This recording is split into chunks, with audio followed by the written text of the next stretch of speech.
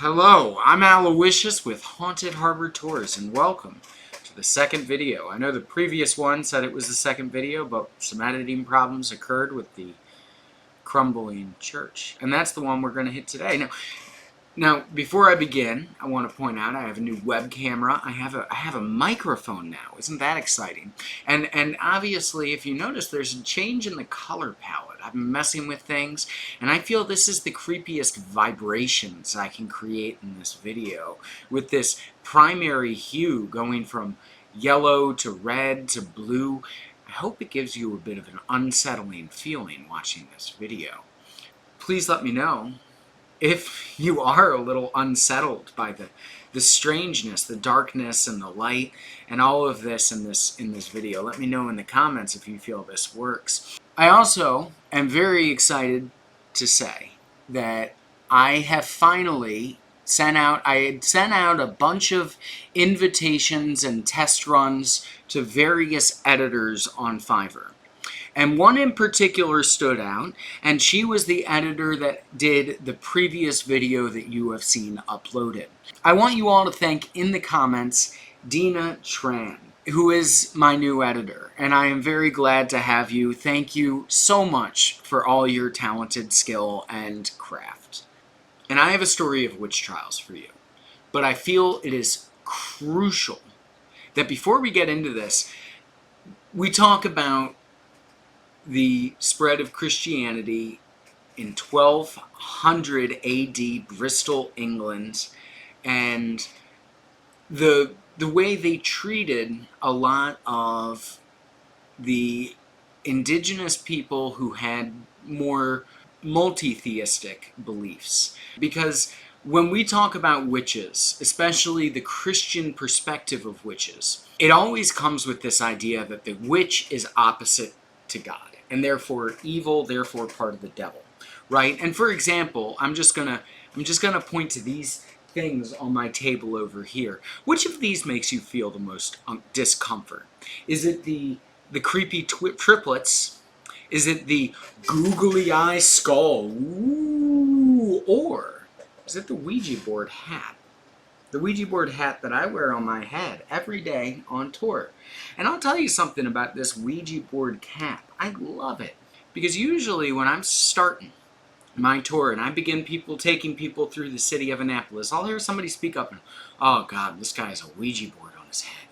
You know? And sometimes it'll create interesting conversations. Like, I live in Maryland. This is a Maryland original design on my head. The Ouija board was created in Baltimore, and that usually opens some conversations. Other times, it's about, oh, that's darkness, that's evil. Things come out of the Ouija board. You invite spirits into your home, and we all know the stories. And the reason why out of these three things, if the Ouija board is what scares you, it's not the Ouija board itself. It's not the board game from Milton Bradley.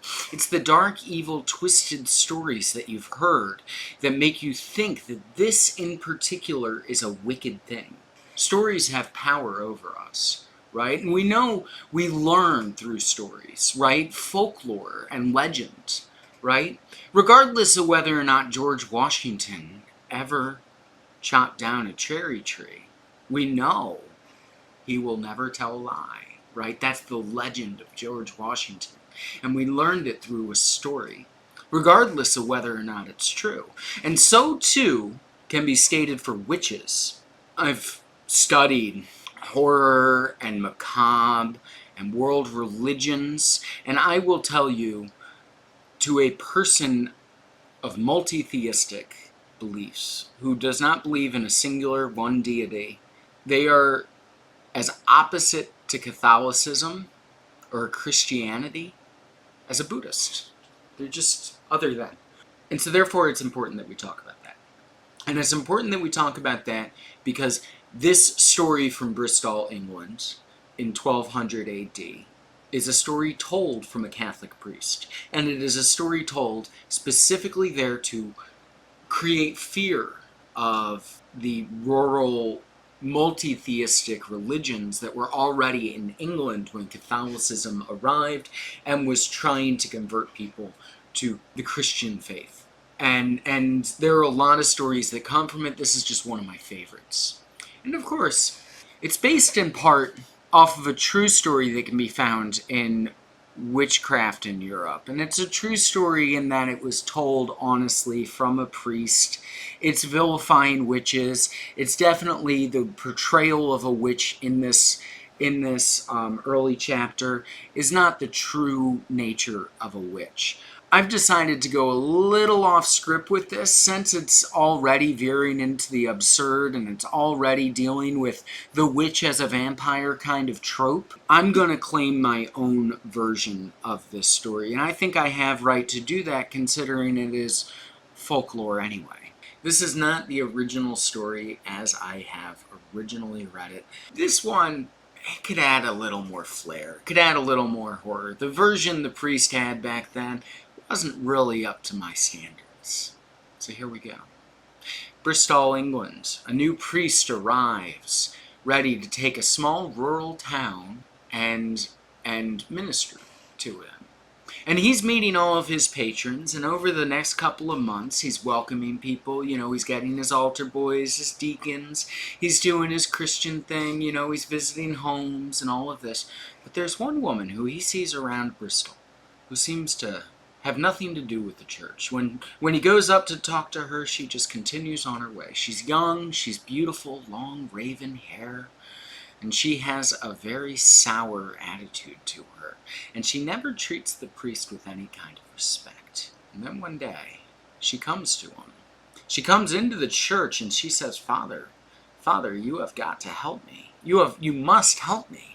I am in a terrible bind, and only you and only God and only this church can save me. He says, yes, my child, what is wrong? And she says, well, when I was young, early on, I heard the words of Christ, and I heard the ways of the church, and I liked it. I liked it to an extent, but I wanted power. I wanted control. You know, I just wanted as much as I could get. And I embraced other ways. I danced with the devil in the pale moonlight, took his forked tongue into my mouth. I had received the mark of the beast, the kiss of the devil. And in doing so, I was granted certain powers. Certain wonderful, delightful, incredible powers. I was capable of stealing men's erections, men who chose other women than me. And I was able to bring just a terrible bitterness to the relationship.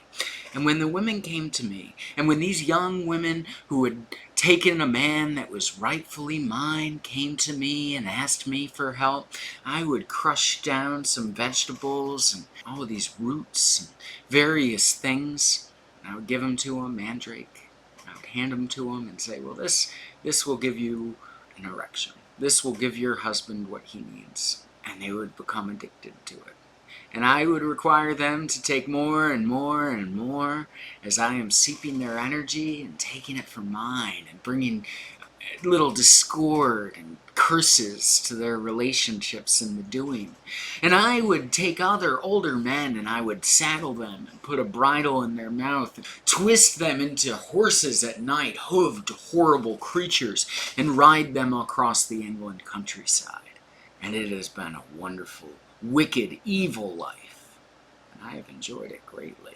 But now my contract of power is coming to an end, and soon the devil is going to come to collect his fees, and I don't want that. I don't want to end up where the wicked go.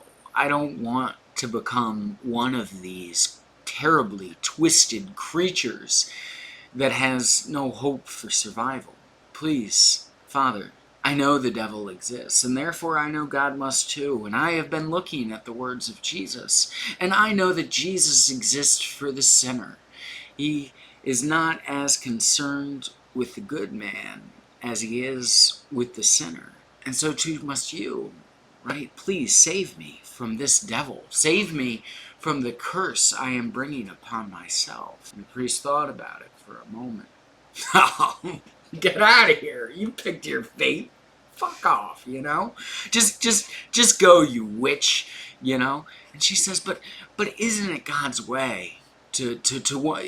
I mean, in the final moments, in this, isn't it God's way to give a blessing, to allow a person's soul to seek forgiveness and redemption? Isn't confession a thing here in the Catholic Church? And isn't redemption possible for all of the worst sinners of man?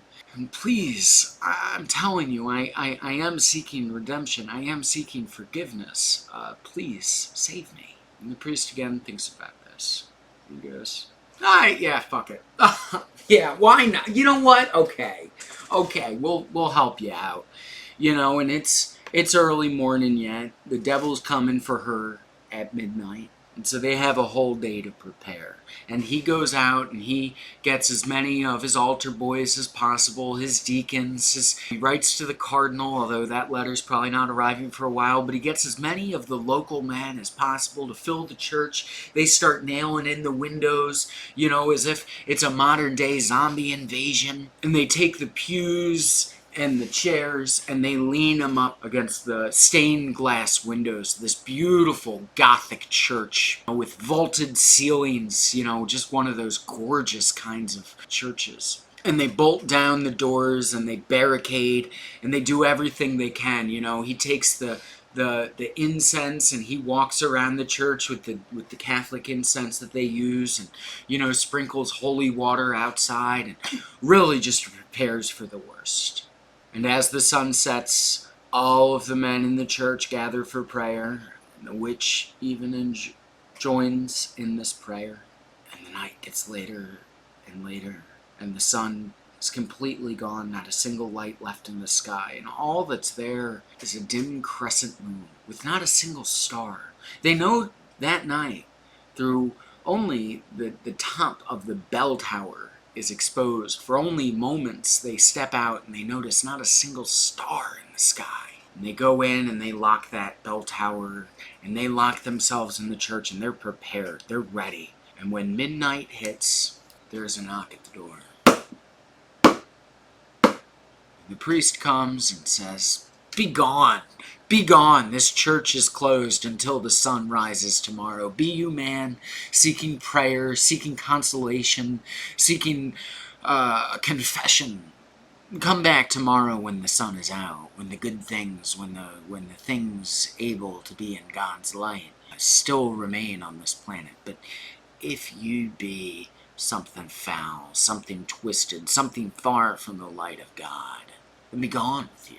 Never return, and never return to this place, and don't you dare cross this threshold." Banging gets louder and louder. Suddenly, it sounds as though somebody's shaking a bush, and 1,000 wings are flapping around the church.